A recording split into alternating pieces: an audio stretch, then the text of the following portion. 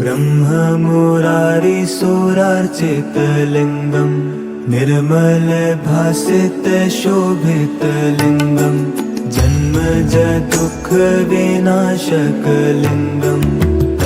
Hello everyone, this is Nikish. Welcome back to our channel travel with Nikish 7. ఈరోజు మనం జ్యోతిర్లింగం మరియు శక్తిపీఠం అయిన శ్రీశైలం గురించి మాట్లాడుకుందాం. ఈ వీడియోలో మనం శ్రీశైలం ఎలా రీచ్ అవ్వాలి, శ్రీశైలంలో ఎక్కడ స్టే చేయాలి అండ్ శ్రీశైలంలో చూడవలసిన ప్రదేశాలు ఏంటి అనే విషయాన్ని ఇప్పుడు డీటెయిల్గా ఎక్స్ప్లెయిన్ చేస్తాను. వీడియోని చివరిదాకా చూడండి అండ్ మీరు కనుక మన ఛానల్కి కొత్తగా వచ్చినట్టయితే లైక్ చేసి మన ఛానల్ని సబ్స్క్రైబ్ చేసుకోండి. ఫస్ట్ ఆఫ్ ఆల్ శ్రీశైలం ఎలా రీచ్ అవ్వాలి అని చూద్దాం. శ్రీశైలం దట్టమైన నల్లమల్ల అడవుల మధ్య అందమైన ఘాట్ రోడ్ గుండా సాగే ఓ అద్భుతమైన ప్రయాణం. అయితే ఈ ఆలయం అడవి లోపల ఉండడం వల్ల శ్రీశైలానికి డైరెక్ట్ రైల్వే స్టేషన్ లేదు. ముందుగా మీరు మార్కాపూర్ రోడ్ రైల్వే స్టేషన్కి చేరుకోవాలి. అక్కడ నుండి ఒక 5 కిలోమీటర్ల దూరంలో ఉన్న మార్కాపూర్ బస్ స్టాండ్కి వెళ్తే అక్కడ నుండి శ్రీశైలానికి డైరెక్ట్ బస్సులు అందుబాటులో ఉంటాయి. మార్కాపూర్ నుండి శ్రీశైలానికి 80 కిలోమీటర్ల దూరంలో ఉంటుంది. మీరు బస్లో రావాలనుకుంటే మన తెలుగు రాష్ట్రాల్లోని దాదాపు అన్ని మెయిన్ ప్లేసెస్ నుండి శ్రీశైలానికి డైరెక్ట్గా బస్సులు అందుబాటులో ఉన్నాయి. మీరు బుక్ చేసుకునే ముందు ఒకసారి ఆర్టీసీ లేదా ప్రైవేట్ బస్ వెబ్సైట్లలో టైమింగ్ చెక్ చేయండి.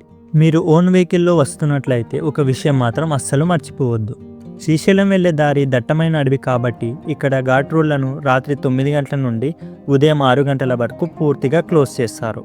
మీరు హైదరాబాద్ లేదా తెలంగాణ వైపు నుండి వస్తుంటే మన్ననూర్ చెక్పోస్ట్ దగ్గర, అదే ఆంధ్రప్రదేశ్ వైపు నుండి వస్తుంటే దోర్నాల చెక్పోస్ట్ దగ్గర రాత్రి 9 గంటలు అవ్వగానే గేట్లు వేసిస్తారు. కాబట్టి ఈ టైమింగ్స్ని దృష్టిలో పెట్టుకొని మీరు శ్రీశైలం ట్రిప్ని ప్లాన్ చేసుకోండి. మేము హైదరాబాద్ నుండి మా ఫ్రెండ్స్ అంతా కలిసి బైక్స్ మీద శ్రీశైలం ప్లాన్ చేశాము. మేము స్టార్ట్ అయ్యేసరికి ఈవినింగ్ 6:30 అయింది.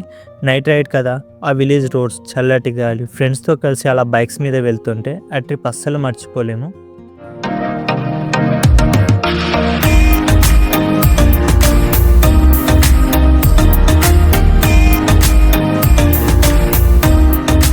మేము స్టార్ట్ అయినప్పుడు ఆ కిక్ వేరేలా ఉంది, కానీ టైం గడుస్తున్న కొద్దీ సీన్ మొత్తం రివర్స్ అయిపోయింది. పగలు నల్లమల్ల అడవి ఎంత అందంగా ఉంటుందో రాత్రి అయ్యేసరికి అంత భయంకరంగా మారిపోయింది. మీరు ఈ విజువల్స్ చూస్తే మీకే అర్థమవుతుంది. అసలు చుట్టూ చీకటి తప్ప ఏమీ కనిపించడం లేదు. రోడ్డు మీద మా వెహికల్స్ తప్ప వేరే ఒక్క వెహికల్స్ కూడా కనిపించలేదు. ఆ నిశ్శబ్దం, ఆ అడవి గాలి నిజంగా ఒక రేంజ్లో భయం వేసింది. ఏదో ఒక అడ్వెంచర్ చేస్తున్న ఫీలింగ్. అలా భయంగానే చాలా జాగ్రత్తగా బైక్స్ డ్రైవ్ చేసుకుంటూ నైట్ 12:30కి శ్రీశైలం చేరుకున్నాం. ఆ టైంలో అడవిదారులో ప్రయాణం మాత్రం లైఫ్లో అస్సలు మర్చిపోలేని ఒక క్రేజీ ఎక్స్పీరియన్స్. ఇప్పుడు మనం శ్రీశైలంలో ఎక్కడ స్టే చేయాలి, రూమ్స్ ఎలా బుక్ చేసుకోవాలి అనే దాని గురించి క్లియర్గా తెలుసుకుందాం. ముందుగా ఒక విషయం గుర్తుంచుకోండి, శ్రీశైలంలో మనకు బయట దొరికే ప్రైవేట్ హోటల్స్ ఏమీ ఉండవు. ఇక్కడ కేవలం శ్రీశైలం దేవస్థానం వారి రూమ్స్ మాత్రమే అందుబాటులో ఉంటాయి.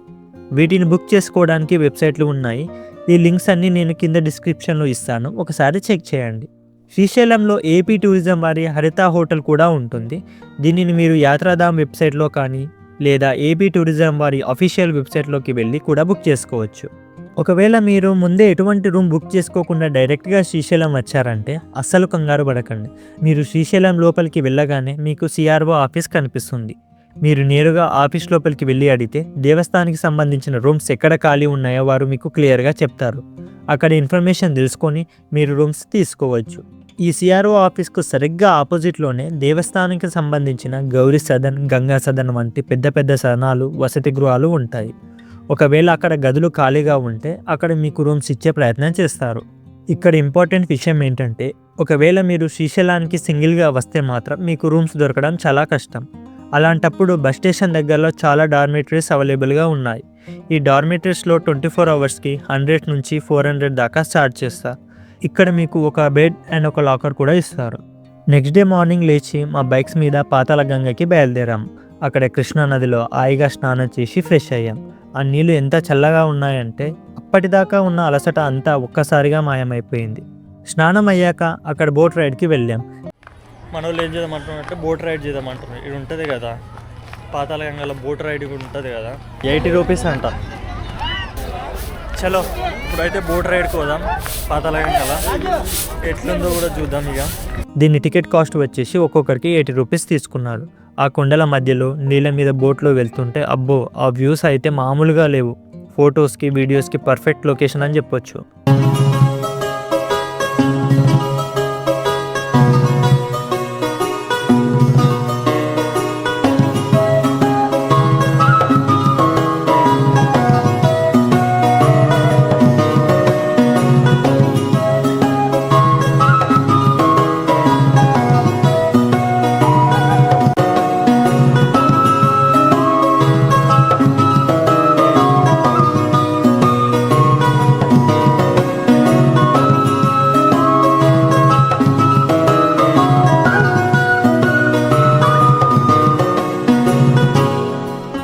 ఇలా బోట్ రైడ్ ఎంజాయ్ చేశాక నెమ్మదిగా స్వామివారి దర్శనం కోసం టెంపుల్కి బయలుదేరా.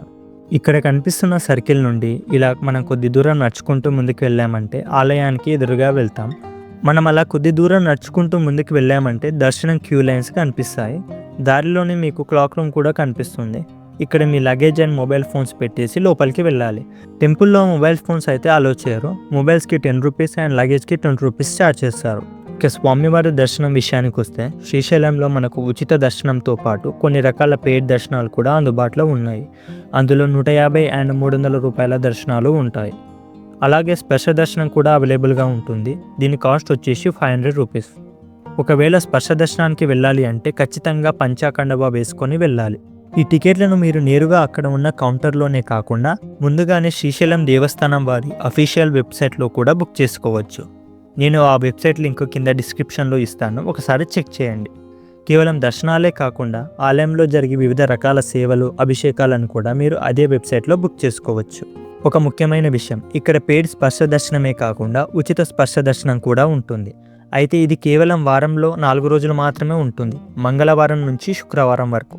ప్రతిరోజు మధ్యాహ్నం 1:45 నుండి 3:45 వరకు మాత్రమే ఈ అవకాశం ఉంటుంది. కాబట్టి మీరు ఫ్రీ స్పర్శ దర్శనం చేసుకోవాలనుకుంటే ఈ టైమింగ్స్ని బట్టి మీరు ప్లాన్ చేసుకోండి. నేను వెళ్ళినప్పుడు టెంపుల్లో రద్దీ చాలా ఎక్కువగా ఉంది. అందుకే నేను టైం సేవ్ చేసుకోవడానికి 150 రూపాయల దర్శనం క్యూ లైన్లో వెళ్ళాను. రద్దీ వల్ల నాకు దర్శనం కంప్లీట్ అవ్వడానికి 3 అవర్స్ పట్టింది. కాబట్టి మీరు వెళ్ళే రోజు ఉన్న రద్దీని బట్టి మీ ప్లాన్ మార్చుకోండి. ఈ ఆలయం యొక్క టైమింగ్స్ వచ్చి, ఈ ఆలయాన్ని ప్రతిరోజు ఉదయం 4 గంటలకి ఓపెన్ చేసి మళ్ళీ తిరిగి సాయంత్రం 3:30కి క్లోజ్ చేస్తారు. మళ్ళీ తిరిగి సాయంత్రం 5:30కి ఓపెన్ చేసి రాత్రి 9 గంటలకి క్లోజ్ చేస్తారు. ఇక ఆలయం లోపలికి ప్రవేశించగానే గర్భాలయంలో స్వయముగా వెలిసిన 12 జ్యోతిర్లింగాలలో ఒకటైన శ్రీశైల మల్లికార్జున స్వామి వారిని మనం అత్యంత భక్తితో దర్శించుకుంటాం. స్వామివారి దర్శనం ముగించుకొని బయటికి రాగానే పక్కనే ఉన్న మరొక ఆలయం అష్టాదశ శక్తిపీఠాలలో ఒకటైన శ్రీశైల భ్రమరాంబికాదేవి అమ్మవారిని దర్శించుకుంటాం. ఒకే క్షేత్రంలో అటు జ్యోతిర్లింగం, ఇటు శక్తిపీఠం ఉండడం శ్రీశైలం యొక్క ప్రత్యేకత. బ్రహ్మమురారి సూరార్చితలింగం నిర్మల భాసిత శోభిత. దర్శనం తర్వాత బయటకు రాగానే మనకు లడ్డూ ప్రసాద కేంద్రం కనిపిస్తుంది. ఇక్కడే స్వామివారి లడ్డూ ప్రసాదాన్ని మనం తీసుకోవచ్చు. ఈ లడ్డూ కౌంటర్ పక్కనే అన్నప్రసాద్ కేంద్రం కూడా ఉంటుంది. ఉదయం 11 గంటల నుండి మధ్యాహ్నం 3 గంటల వరకు, మళ్ళీ సాయంత్రం 7 గంటల నుండి 9 గంటల వరకు ఈ అన్నప్రసాద్ కేంద్రం ఓపెన్లో ఉంటుంది. అయితే ఈ దర్శనం తర్వాత మనం దర్శించుకోవాల్సిన ప్రదేశాలు ఏంటో చూద్దాం. శ్రీశైలం వస్తే అందరూ మిస్ అవ్వకుండా చూడాల్సిన ప్రదేశాలు ఇవే: సాక్షి గణపతి దేవాలయం, అటకేశ్వరం, లలితాదేవి పీఠం, పాలధార పంచదార అండ్ శిఖరేశ్వర దర్శనం. ఈ 5 ప్లేస్లు శ్రీశైలం వచ్చిన వాళ్ళు ఖచ్చితంగా దర్శించుకొని వెళ్తారు. ఈ ప్లేసెస్ విజిట్ చేయడానికి మీకు చాలా ఆటోస్ మరియు జీప్స్ దొరుకుతాయి. ఆటోలో ఈ ప్లేస్ విజిట్ చేయడానికి ఒక్కొక్క మనిషికి 500 నుంచి 600 దాకా ఛార్జ్ చేస్తారు. అదే షేర్ ఆటో అయితే మనిషికి 150 దాకా ఛార్జ్ చేస్తారు. ఫ్యామిలీతో వెళ్ళే వాళ్ళు మీరు సరిపడా ఆటో మాట్లాడుకొని విజిట్ చేయండి. ఈ ఆటోలో మిమ్మల్ని 5 ప్లేసెస్ చూపించి మళ్ళీ బస్టాండ్ దగ్గర దించేస్తారు. ఈ శిఖర దర్శనం మార్గంలో ఫస్ట్ ఆఫ్ ఆల్ మనకు సాక్షి గణపతి ఆలయం కనిపిస్తుంది. ఇదే సాక్షి గణపతి ఆలయం శ్రీశైలానికి 2.5 కిలోమీటర్ల దూరంలో ఉంటుంది. భక్తులు శ్రీశైలం వచ్చినట్లుగా కైలాసంలో శివుడి దగ్గర సాక్ష్యం చెబుతాడు అని అందరూ నమ్ముతారు. అందుకే ఈ గణపతిని సాక్షి గణపతి అంటారు. ఈ ఆలయంలో ఉన్నటువంటి గణపతి తొండం ఎడమ వైపుకు తిరిగి ఉంటుంది. అలాగే స్వామివారి ఒక పుస్తకంతో భక్తుల పేర్లు రాస్తున్నట్లుగా ఇక్కడ స్వామివారు మనకు దర్శనం ఇస్తారు. ఈ దేవాలయం మాత్రం తప్పకుండా దర్శించుకోవాలి శ్రీశైలం వస్తే. మనం సాక్షి గణపతి దర్శనం కంప్లీట్ చేసుకున్నాం. ఇప్పుడు హటకేశ్వరం వెళ్ళాలి. ఇది కూడా సాక్షి గణపతి ఆలయం నుండి ఒక 2 కిలోమీటర్ల దూరంలో ఉంటుంది. హటకేశ్వరం మరియు లలితాదేవి పీఠం 2 పక్క పక్కనే ఉంటాయి. హటకేశ్వరంకి ఇక్కడ ఒక చిన్న స్థల పురాణం ఉంది. ఇక్కడ స్వామి ఒక భక్తుడికి అటికలో దర్శనం ఇచ్చాడట. అటిక అంటే పలిగినటువంటి కుండ పెంకుల్ని అటిక అంటారు. అందుకే ఈ ప్రదేశాన్ని అటకేశ్వరం అంటారు. ఈ అటకేశ్వరం కూడా చాలా శక్తిగల టెంపుల్ అని భక్తులు నమ్ముతారు. సో ఇది కూడా ఖచ్చితంగా దర్శించుకోండి. ఈ పక్కనే ఉన్న లలితాదేవి పీఠంకి కూడా వెళ్ళండి. ఇక్కడ యాగశాలలు కూడా ఉంటాయి. ఈ 2 దేవాలయాల్ని దర్శించుకున్న తర్వాత మనం పాలధార పంచదార చూడడానికి వెళ్ళాలి. ఇదే పాలధార పంచదారానికి వెళ్ళే మార్గం. మీరు మెట్లు దిగుతూ వెళ్తే కింద పాలధార పంచదార కనిపిస్తుంది. ఇదే పాలధార పంచదార. ఇక్కడ కుడివైపు ప్రవహిస్తున్న దాన్ని పాలధార అంటారు. ఎడమ వైపు ప్రవహిస్తున్న దానిని పంచదార అంటారు. సంస్కృతంలో పాలము అంటే నుదురు. మహాశివుని నుదుటి నుంచి ఈ దార ఉద్భవించింది కాబట్టి దీనిని పాలధార అంటారు. పంచ అంటే సంస్కృతంలో 5 అని అర్థం. మీరు గమనిస్తే ఇక్కడ 5 దారాలుగా నీరు కిందకు పడుతూ ఉంటుంది. అందుకే దీనిని పంచదార అని పిలుస్తారు. అండ్ ఈ నీళ్లు కొంచెం తీయగా కూడా ఉంటాయి. అలాగే ఇంకో వింతైన విషయం ఏంటంటే ఈ ప్రవాహం ఎక్కడి నుంచి వస్తుందో ఎవరికీ తెలియదు. ఇది కొండపై నుండి కాకుండా కొండ లోపల నుండి ప్రవహిస్తూ ఉంటుంది. ఇక్కడే ఆదిశంకరాచార్యుల టెంపుల్ కూడా ఉంది. ఇప్పుడు మనం శ్రీశైల శిఖరానికి వెళ్దాం. ఈ పాలధార పంచదార దగ్గర నుండి శిఖరం పైకి 5 కిలోమీటర్ల దూరం ఉంటుంది. ఇక్కడ శిఖరం పైకి కొన్ని మెట్లెక్కి పైకి చేరుకోవాల్సి ఉంటుంది. పైకి వెళ్ళగానే టికెట్ తీసుకోవాలి. టికెట్ కాస్ట్ వచ్చేసి 20 రూపీస్. టికెట్ తీసుకొని మనం ముందుకు వెళ్ళంగానే శిఖరేశ్వర ఆలయం మనకు కనిపిస్తుంది. మనం ముందు పైకి వెళ్ళి శిఖర దర్శనం చేసుకున్న తర్వాత రిటర్న్ వచ్చేటప్పుడు ఈ ఆలయాన్ని దర్శనం చేసుకోవాలి. శ్రీశైలంలో ఇదే ఎత్తైన శిఖరం అని చెప్తారు. ఈ శిఖరం సీ లెవెల్కి 2800 అడుగుల ఎత్తులో ఉంది. ఇలా పైకి ఎక్కంగానే శిఖరం పైన ఇలా నంది విగ్రహం కనిపిస్తుంది. ఈ నంది స్వామి కొమ్ములో నుంచి ఇలా చూస్తే మనకి శ్రీశైల గోపురం కూడా కనిపిస్తుంది. ఇలా దర్శించుకుంటే మోక్షం లభిస్తుంది అండ్ మరొక జన్మ ఉండదు అని అందరూ నమ్ముతారు. ఈ టెంపుల్ చూసామంటే ఈ రూట్లో ఉన్నటువంటి 5 టెంపుల్స్ కంప్లీట్ అయిపోతాయి. మళ్ళీ మన వెహికల్లో శ్రీశైలంకి చేరుకొని మన హోమ్ టౌన్కి చేరుకోవచ్చు. మీకు కానీ శ్రీశైలంలో ఒక 2 డేస్ టైం ఉంటే మెయిన్ టెంపుల్తో పాటు మరికొన్ని అద్భుతమైన ప్లేసెస్ని కూడా విజిట్ చేయవచ్చు. అవేంటంటే మల్లమ్మ కన్నీరు, పంచముఖలింగం, రుద్రాక్ష మఠం, శివాజీ స్ఫూర్తి కేంద్రం మరియు పాతాళ గంగ నుండి వెళ్ళే అక్క మహాదేవి గుహలు. ఇక్కడ నుండి మీరు బోట్లో అక్క మహాదేవి గుహలకు వెళ్ళొచ్చు. మీరు ఇక్కడికి వెళ్ళాలనుకుంటే మార్నింగ్ 5 నుండి 6 గంటల లోపే పాతాళగంగా రోపే దగ్గర ఉన్న టికెట్ కౌంటర్ దగ్గరికి వెళ్ళి మన నేమ్ ఇవ్వాలి. మళ్ళీ 8 గంటలకల్లా అక్కడికి చేరుకుంటే అక్కడ టికెట్ తీసుకొని బోట్లో గుహల దగ్గరికి తీసుకెళ్తారు. టికెట్ కాస్ట్ వచ్చేసి 650 రూపీస్. ఈ రౌండ్ ట్రిప్ కంప్లీట్ అవ్వడానికి దాదాపు 4 అవర్స్ టైం పడుతుంది. ఇక శ్రీశైలంలోనే మోస్ట్ పవర్ఫుల్ ప్లేస్ ఇష్టకామేశ్వరి దేవి టెంపుల్. ఇది డీప్ ఫారెస్ట్లో ఉంటుంది. ఇక్కడికి అందరినీ అలో చేయరు. రోజుకి కేవలం 120 మెంబర్స్ మాత్రమే అలో చేస్తారు. ఈ టెంపుల్కి వెళ్ళాలంటే మీరు జంగిల్ రైడ్ బుక్ చేసుకోవాలి. ఇందులో కేవలం 16 టికెట్లు మాత్రమే ఆన్లైన్లో ఇస్తారు. మిగిలిన 104 టికెట్లు ఆఫ్లైన్లో ఇస్తారు. వీటి లింక్ డిస్క్రిప్షన్లో ఇస్తాను, ఒకసారి చెక్ చేయండి. శిఖరేశ్వరం టెంపుల్ దగ్గర నిక్కంటి జంగిల్ రైడ్ ఆఫీస్ ఉంటుంది. అక్కడికి వెళ్ళి తీసుకోవాలి. మీరు రేపు వెళ్ళాలనుకుంటే ఈరోజు వెళ్ళి బుక్ చేసుకోవాలి. అది కూడా మార్నింగ్ 6 గంటలకల్లా వెళ్తేనే టికెట్స్ దొరుకుతాయి. టికెట్ తీసుకున్న నెక్స్ట్ డే మార్నింగ్ 8 గంటలకల్లా జర్నీ స్టార్ట్ అవుతుంది. శిఖరేశ్వరం నుండి ఒక 13 కిలోమీటర్ల దూరంలో జీప్లో వెళ్ళాలి. ఈ రైడ్ టికెట్ కాస్ట్ వచ్చేసి 1000 రూపీస్ దాకా ఉంటుంది. ఈ అమ్మవారి గురించి ఒక అద్భుతమైన విషయం ఏంటంటే మనం అమ్మవారికి బొట్టు పెట్టేటప్పుడు మన కోరికలు చెప్తే 42 రోజుల్లో అవి నెరవేరుతాయని భక్తుల నమ్మకం. ఇంకో వింత ఏంటంటే మనం బొట్టు పెట్టేటప్పుడు అమ్మవారి నుదురు మనిషి చర్మం లాగా మెత్తగా తలుతుందట. ఈ దర్శనం ముగించుకొని మళ్ళీ మనం శిఖరేశ్వరానికి చేరుకోవాలి.